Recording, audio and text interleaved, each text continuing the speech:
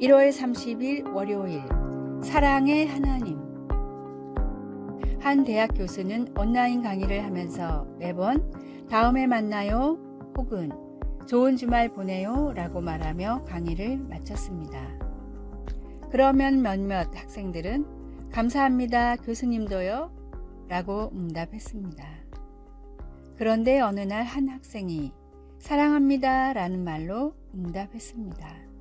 깜짝 놀란 교수는 나도 사랑해요 라고 대답해 주었습니다. 그날 저녁 학생들은 그가 선호하는 대면 수업 대신 컴퓨터를 마주하고 강의를 해야 하는 교수에 대한 감사의 표시로 다음 수업부터 사랑합니다 라는 인사를 연이어 하기로 약속했습니다. 며칠 후 강의를 마치며 교수가 다음에 만나요 라고 인사하자 학생들은 한 명씩 연이어 사랑합니다 라고 응답했습니다. 그들은 몇 달간 계속해서 이렇게 했습니다. 교수는 이 일로 학생들과 깊은 유대감이 생겼으며 지금 그들을 가족처럼 느끼고 있다고 말했습니다. 요한일서 4장 10절에서 21절에서 우리는 하나님의 가족으로서 하나님께 사랑합니다 라고 말할 몇 가지 이유를 찾을 수 있습니다. 하나님은 그분의 아들을 우리 죄의 희생 제물로 보내시고 성령님을 주셔서 우리 안에 거하게 하셨습니다. 하나님의 사랑은 언제나 신뢰할 수 있으며 더 이상 심판을 두려워할 필요가 없습니다. 하나님이 우리를 먼저 사랑하셨기 때문에 우리가 그분과 다른 사람들을 사랑할 수 있게 해주십니다. 다음에 하나님의 백성들과 모임을 할 때 하나님을 왜 사랑하는지 함께 나누어 보시기 바랍니다. 말씀. 하나님이 우리를 사랑하시는 사랑을 우리가 알고 믿었노니. 요한일서 4장 16절. 찬송 292장 주 없이 살 수 없네. 기도. 아버지의 사랑을 알게 하시고 가족으로 삼아 주셔서 감사합니다. 그 사랑을 여러 가지 창조적인 방법으로 보여줄 수 있게 해주소서. 예수님의 이름으로 기도드립니다. 아멘.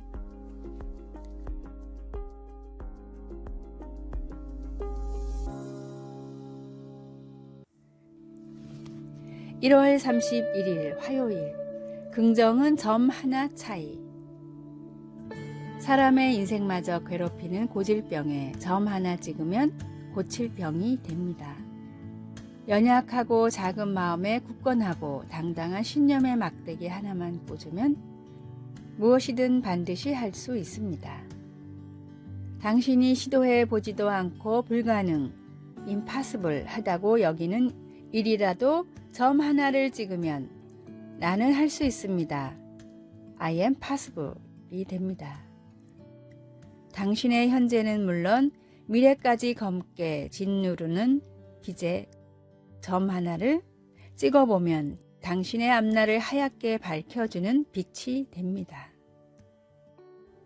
꿈은 어느 곳에도 없다. Dream is nowhere 라고 생각되는 인생이라도 띄어쓰기만으로 꿈은 바로 여기에 있다. Dream is now here 라고 말할 수 있는 인생으로 바뀝니다. 부정적인 것에 찍는 긍정의 점은 다른 곳이 아닌 당신의 마음에 있습니다. 결국 절망을 희망으로 바뀌는 그 하나의 획은 바로 당신의 것입니다. 오늘의 말씀. 너는 그들 때문에 두려워하지 말라. 내가 너와 함께하여 너를 구원하리라. 나 여호와의 말이니라 하시고. 예레미야 1장 8절. 오늘의 찬송 304장 그 크신 하나님의 사랑. 오늘의 만나. 당신의 마음은 불가능한 것도 한순간에 가능한 것으로 만들 수 있는 힘이 있습니다. 나를 사랑하시는 주님의 음성을 듣고 어떤 삶도 두려워하지 마십시오.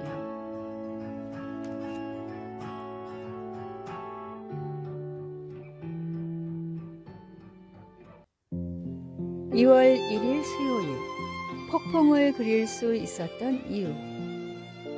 폭풍우가 다가와 험한 파도가 치는 영국의 한 부두에 한 청년이 어부를 찾아왔습니다. 저를 배에 태워 저 폭풍 속으로 들어가 주실 수 있겠습니까? 위험한 줄은 알지만 꼭 부탁드리겠습니다. 무사히 돌아만 온다면 많은 보상을 드리겠습니다. 부탁을 수락한 어부에게 청년은 자신을 돛대에 묶어달라고 부탁했습니다. 어떤 일이 있어도 배 안으로 숨지 않게 절 묶어주십시오. 엄청난 폭풍을 향해 배는 출발했고 몇 번의 위험한 고비가 있었지만 무사히 귀항했습니다. 어부는 청년을 풀어주며 도대체 이런 위험한 일을 왜 부탁했소? 라고 물었습니다. 폭풍을 그림에 담고 싶었는데 체험하지 않고는 제대로 그릴 자신이 없었습니다. 청년은 21살 때 왕립 아카데미의 인정을 받으며 영국 최고의 화가로 인정받던 윌리엄 터너였습니다. 이 경험을 통해 그린 해상의 폭풍우는 터너의 최고의 작품으로 평가받았습니다. 지금도 영국은 매년 가장 뛰어난 활약을 펼치는 화가에게 터너의 이름을 딴 상을 수여하고 있습니다. 가장 확실한 증명과 동기는 체험입니다. 능력의 하나님이 내 삶에 역사하시도록 말씀과 기도로 삶의 방향을 바르게 설정하십시오. 오늘의 말씀, 오히려 너희가 그리스도의 고난에 참여하는 것으로 즐거워하라. 이는 그의 영광을 나타내실 때 너희로 즐거워하고 기뻐하게 하려 함이라. 베드로전서 4장 13절. 오늘의 찬송 208장 내 주여 나라와. 오늘의 만나, 주님의 계획을 따라 제 삶을 인도하소서. 주님을 체험하는 삶을 살아갑시다.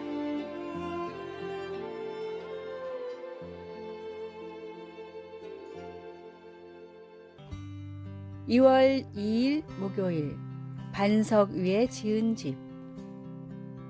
한국은 기초 부실 공사로 인해 사람들이 피해를 입는 사건을 접했던 적이 종종 있었습니다. 예수님께서도 잘못된 기초 위에 집을 짓는 것을 우리의 삶에 비유하시면서 우리 삶을 불안정한 토대 위에 짓는 것은 그보다 훨씬 위험하다고 말씀하셨습니다. 예수님은 우리 중 어떤 사람들은 삶을 견고한 반석 위에 지어서 극심한 폭풍우를 만나도 든든히 서 있을 수 있지만 어떤 사람들은 모래 위에 세워 폭풍이 몰아칠 때 심하게 무너져 버린다고 하셨습니다. 흔들리지 않는 토대와 무너지는 토대의 한 가지 차이는 그리스도의 말씀을 실천하느냐 아니냐는 것입니다. 문제는 주님의 말씀을 듣느냐 아니냐가 아니라 주님께서 힘주실 때 그 말씀을 실천하느냐 아니냐 하는 것입니다. 세상에는 많은 지혜와 더불어 많은 조언과 도움들이 있고 그중 많은 것이 선하고 유익합니다. 그러나 하나님의 진리에 겸손히 순종하는 것 외에 다른 기초에 우리 삶을 세우면 문제를 일으키게 됩니다.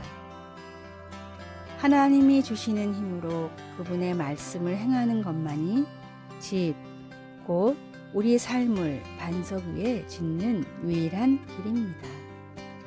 말씀, 누구든지 나의 이 말을 행하는 자는 그 집을 반석 위에 지은 지혜로운 사람 같으리니. 마태복음 7장 24절. 찬송 204장 주의 말씀 듣고서. 기도. 하나님, 제 삶의 많은 경우가 불안하고 그때뿐이고 모래 위에 지은 삶 같습니다. 이젠 흔들리지 않는 삶을 살고 싶습니다. 하나님께 순종하게 도와주소서. 아멘.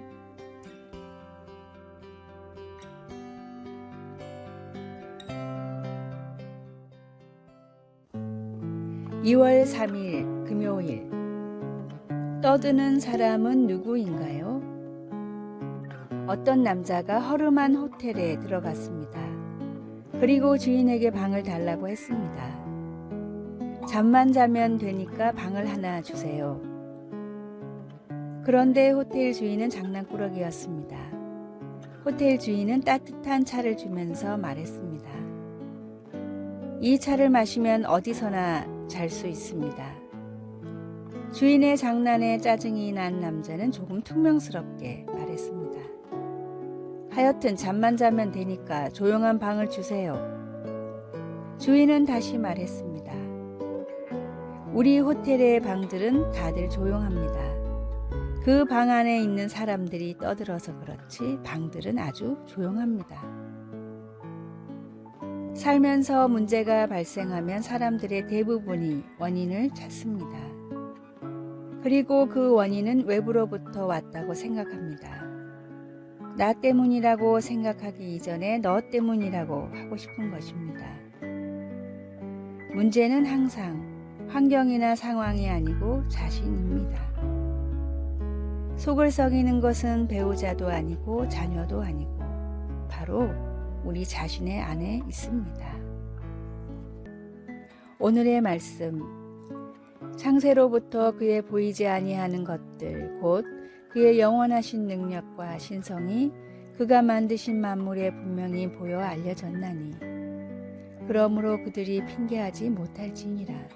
로마서 1장 20절. 오늘의 찬송 187장 비둘기같이 온유한. 오늘의 만나, 주님 모든 문제와 환경을 극복할 더욱 큰 믿음을 주소서. 하나님을 더욱 사랑하고자 하는 마음으로 모든 핑계를 극복합시다.